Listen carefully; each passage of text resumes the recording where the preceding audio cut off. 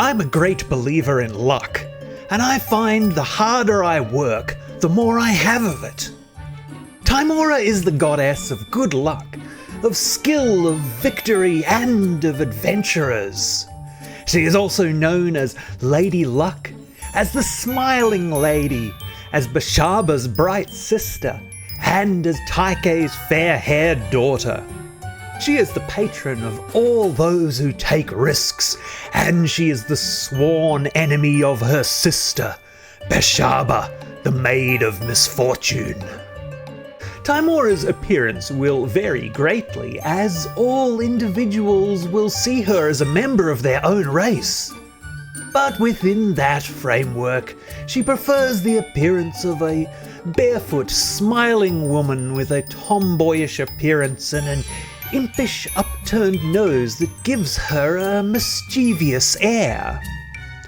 While giving her blessing to a risk-taker, she will appear as a silver glow around their personage, visible only to themselves and appearing just before a remarkable stroke of good luck befalls them. Tymora and Bashaba were once united in the form of the goddess Tyche, who presided over both good and bad luck together, until midway through the 2nd century when Tyche was tricked and cursed by Moanda, the former god of rot and of decay. His wicked essence corrupted her body and her soul, and she began to rapidly deteriorate. Selune, the moon goddess, took pity upon her unfortunate friend and attempted to purify her with a bolt of moonlight. However, Tyche perished and then split in two, creating both Tymora and Bashaba, and thus splitting her portfolio between the two of them. Tymora takes her duties far less seriously than many of her divine counterparts, and as a rule she prefers mischief to violence.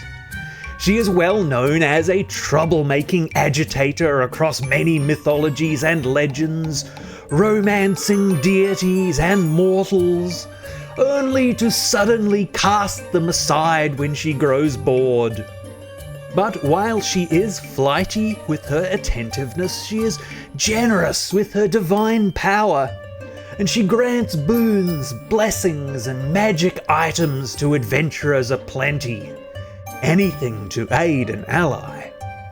And as a consequence, her power is often stretched rather thin.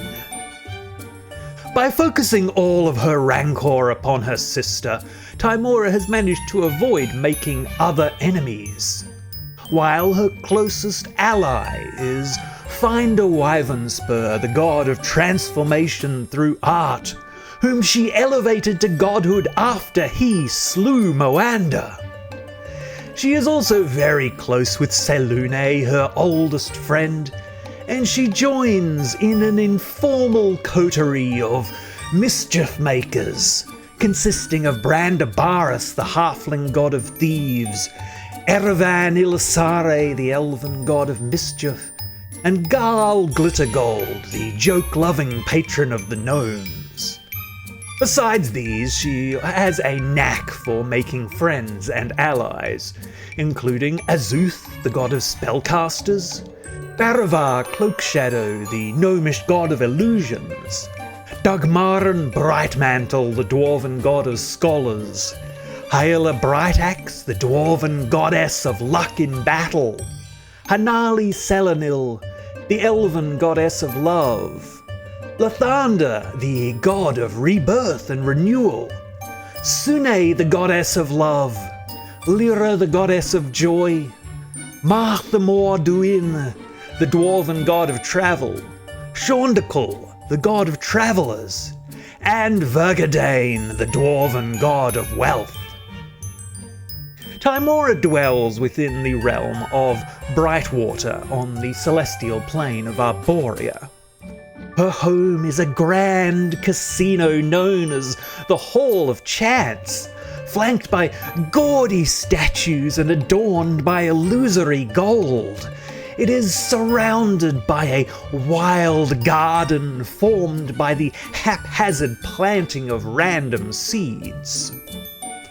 The Lady of Luck is aware of all acts of good fortune anywhere in the world, and as soon as they occur, and she may cause her voice to be heard for 100 miles around her.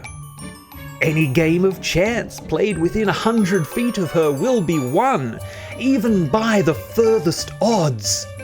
And she may transform into a bird at will. She is also immune to any magic designed to control, to restrain, to trick, or to dominate her. And any wild magic cast in her presence will always twist and turn to aid her and her allies.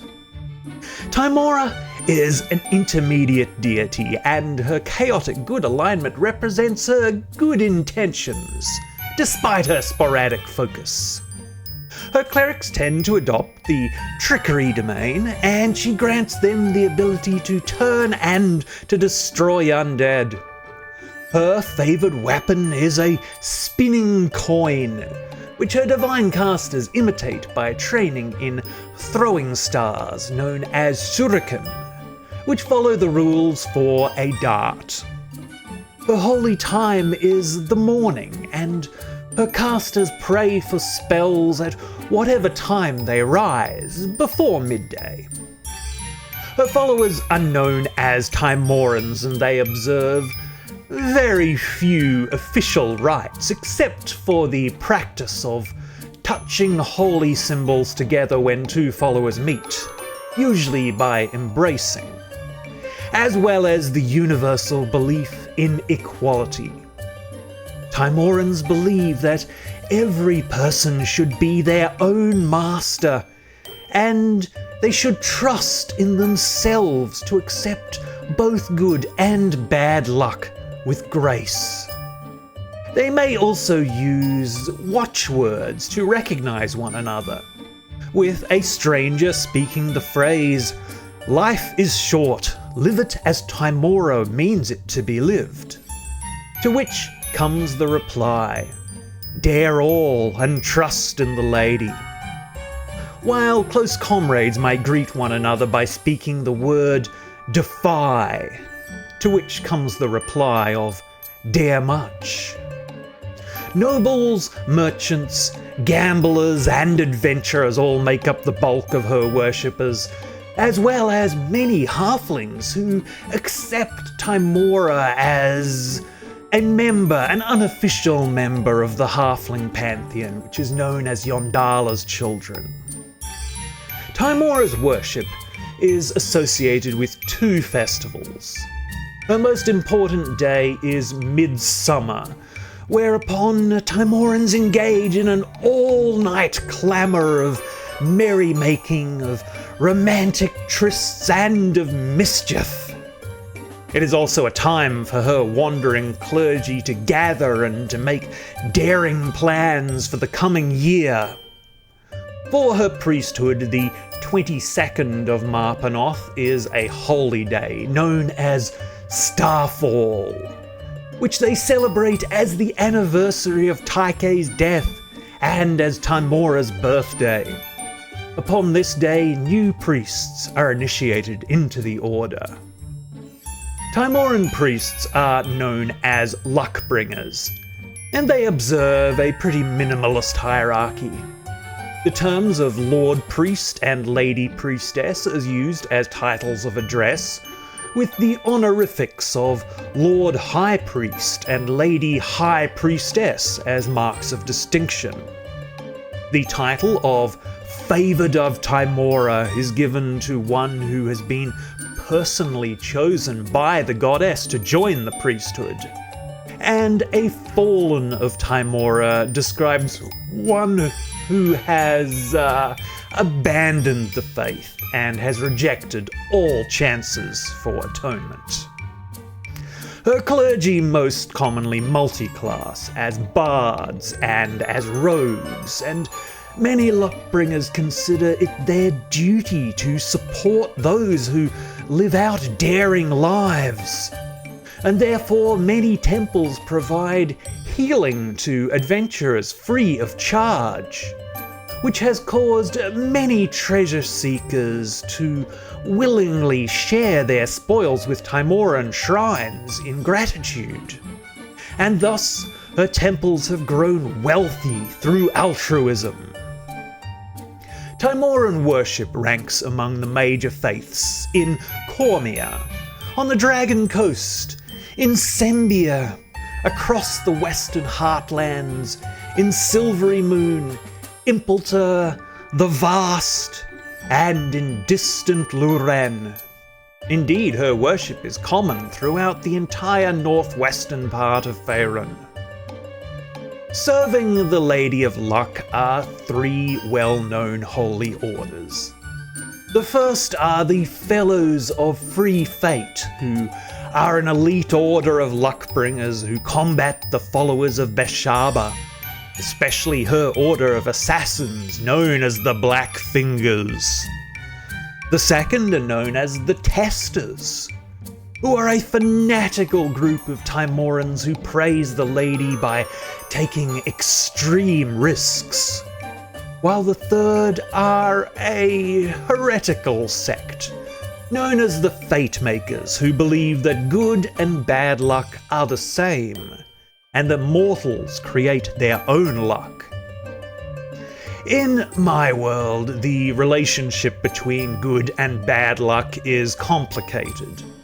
The disappearance of divine power for half a century led to untold suffering, misfortune, and the death of half of the population of Faerun. But out of the ashes of this devastation, a surplus in farming output has led to the growth of urbanization, driving forth technological and artistic specialization, which has in turn precipitated an emergent economic middle class and raised hopes that the gulf between peasant and nobility is not insurmountable. And yet, this egalitarian reshaping of the feudal order has yet to coalesce, as the material means of the nobility allow them to bottleneck the rising wealth of this age in their own quarter, leaving many among the majority population to stew upon a rising sense of frustrated opportunity. This inequality is compounded by a growing Tymoran sect drawing its origins from the heretical Fate Makers and coalescing around the cult of personality of the Cormyrian luckbringer Daramos Lorthia, who in the second half of the 14th century attempted to bring the entire Tymoran church under his own singular influence. From this fertile ground springs forth an assumption of meritocratic luck, whereby those born into wealth may attribute their better fortunes to their greater virtues, while downstream, upon the same axiom, we see a tendency to differentiate between the deserving and the undeserving poor. Historically, the most successful upheavals and revolutions are won by incremental change, by those who work the system to change it from within.